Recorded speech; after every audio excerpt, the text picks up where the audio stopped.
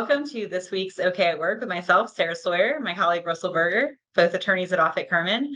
And today we are coming to you from in person at a Offit Kurman holiday party in Philadelphia. And so what better to talk about on OK at Work than holiday parties and what employers should be considering when planning them. So what are some things, Russell, to start us off? Well, the first thing is holiday parties can sometimes be an HR person's worst nightmare.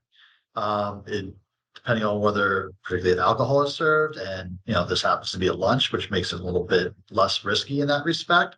But really, anytime you get employees together, maybe you serve alcohol, it's less formal, and people start to think certain rules don't apply because it's casual, it's a party.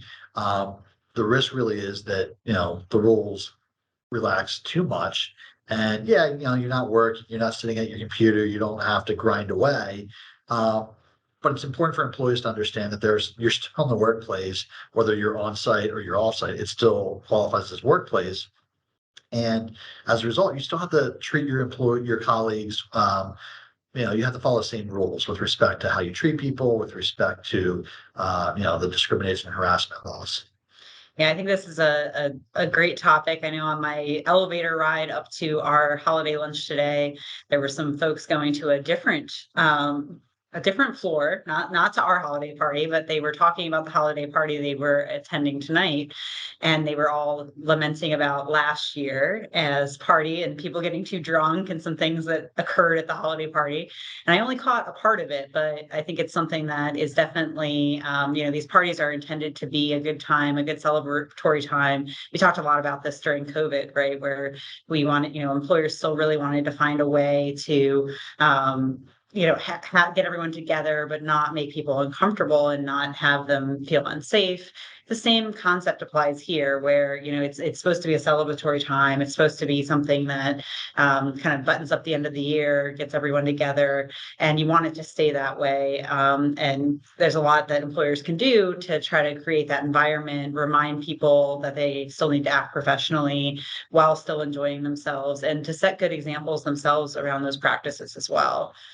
Yeah, I mean, it's really about striking that balance. Like, this is fun. This is a reward. This is, to show our appreciation as the employer for all your hard work over the course of the year.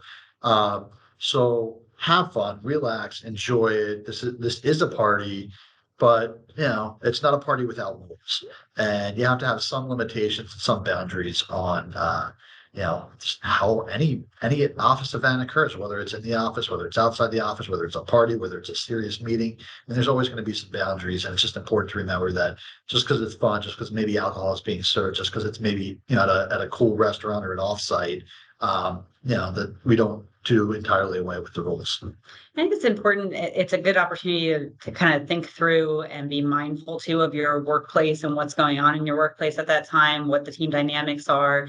So Russell mentioned ours was a lunch. It wasn't for these, selected for this reason, but sometimes a lunch might be more appropriate depending on the dynamics of the workforce, depending on what the employees want, what other things might be, calling to them, different dynamics that might be going on. Sometimes an evening event's better. Sometimes, yes, I know some folks will do a service day on the weekend, or it's really not a one size fits all, but definitely you should be mindful of and thoughtful about the approach and kind of the dynamics of those who are going to be there, and other things that might be going on just in the workplace in general that might be considerations. So Yeah, absolutely. And just like anything, you got to think it through, plan ahead, and make sure you're accounting for everyone.